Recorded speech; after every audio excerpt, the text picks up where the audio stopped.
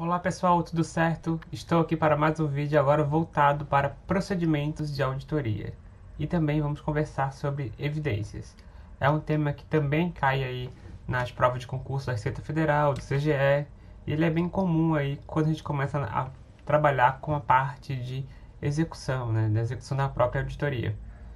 Também no exame de suficiência já caiu 3 questões com as duas temáticas. Então vamos estudar, pessoal, vamos focar, que é o tema importante.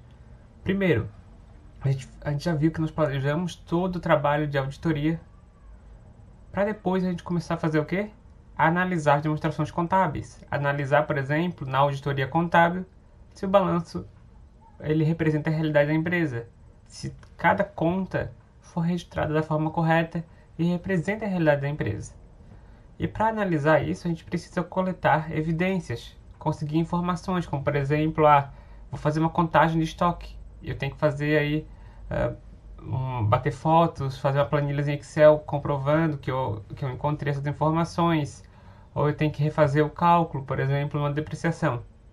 Eu quero ver se o cálculo da depreciação está certo. Eu vou refazer e vou documentar isso, vou guardar essa informação.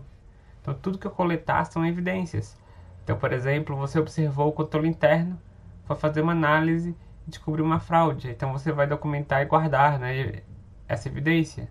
Então tudo que você encontrar que vai ajudar a te dar uma opinião sobre aquela demonstração contábil, nós chamamos de evidência. Então tudo que vai nos ajudar a fundamentar a opinião do auditor, tá?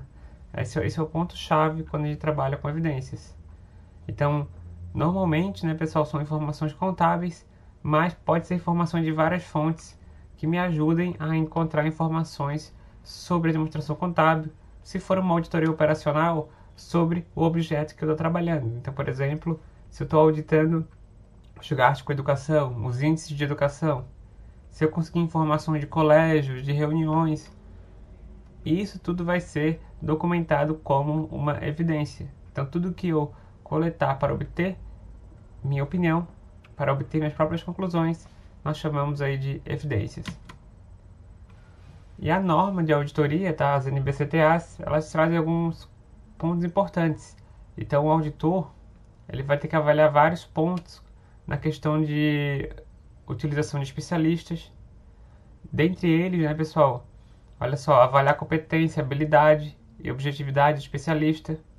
Esse aqui é um ponto, né, que eles trazem na norma de evidências, que é a utilização de trabalho de especialistas. Não cai muito essa parte, mas é importante saber que um dia, se você precisar, por exemplo, eu vou fazer uma auditoria de imobilizado, uma auditoria de prédios, e eu preciso de um engenheiro civil. Ele é um especialista, e para você utilizar o trabalho dele, coletar as evidências, você tem que saber se ele tem competência, habilidades, você tem que conhecer o trabalho desses especialistas e ver se ele tem a visão correta, né, para dar a opinião de forma coerente, né? Então você tem que contratar um bom especialista para isso ser utilizado aí como uma evidência. Um outro ponto, né, pessoal, que é bem interessante quando a gente trabalha com evidência, é que o que é uma evidência, né? Tudo hoje é evidência?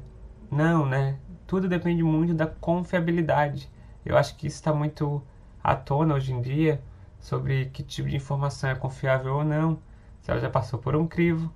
E a questão da evidência também é muito importante. A evidência ela é melhor quanto mais confiável for a sua fonte. Então, por exemplo, você recebeu um papelzinho dizendo que o ativo tem uma fraude no ativo, um papelzinho. Se você não conseguir encontrar informações, não conseguir descobrir, você não iria documentar isso porque não é uma fonte confiável, né? Não é uma fonte. Você recebeu um papelzinho aleatório, não teve nenhuma uma informação onde que está a fraude, o que seria essa fraude, pode ser até uma informação falsa.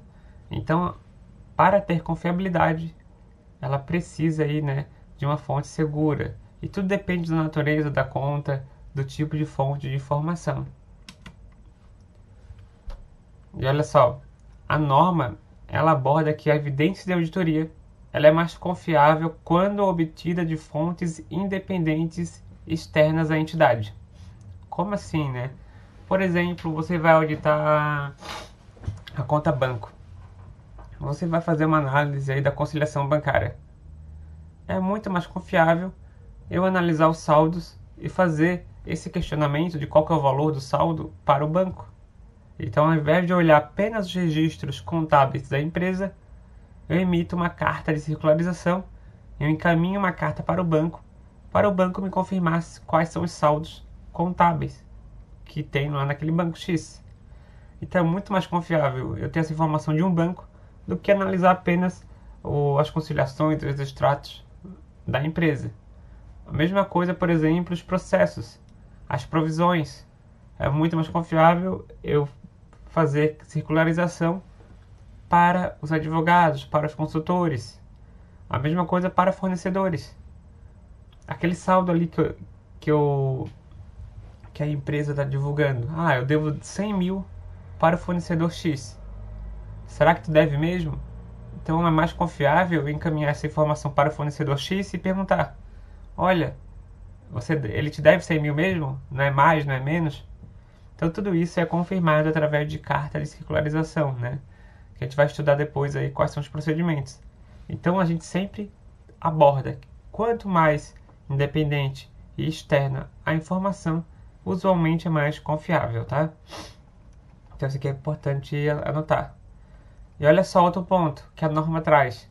A evidência, quando ela é obtida diretamente, ela é muito mais confiável do que por inferência, né? Então, se você descobrir algo indiretamente, é menos confiável do que encontrar direto, né? O direto problema, encontrar ele sem atalhos, né? Sem nenhuma inferência. Então, esse aqui é outro ponto importante. E além disso, a evidência que ela for documentada, seja em papel, formato eletrônico ou qualquer outro meio, ela é muito mais confiável do que tu não ter documentos, só por exemplo na fala. Então é muito mais confiável que você consiga documentar, seja em forma de papel ou forma eletrônica, tá, pessoal? Então são características importantes. A confiabilidade da evidência, ela é muito estudada aí na questão da auditoria pelos auditores, tá? Isso é bem importante. Agora, pessoal, eu vou fazer um outro vídeo, tá? Focado em procedimentos. Eu vou parar por aqui, vou deixar algumas questões sobre evidências de auditoria aqui no comentário e no próximo vídeo vamos iniciar a nossa etapa sobre procedimentos. Não se esqueça de se inscrever nesse canal e deixar o seu like. Um grande abraço a todos e até a próxima.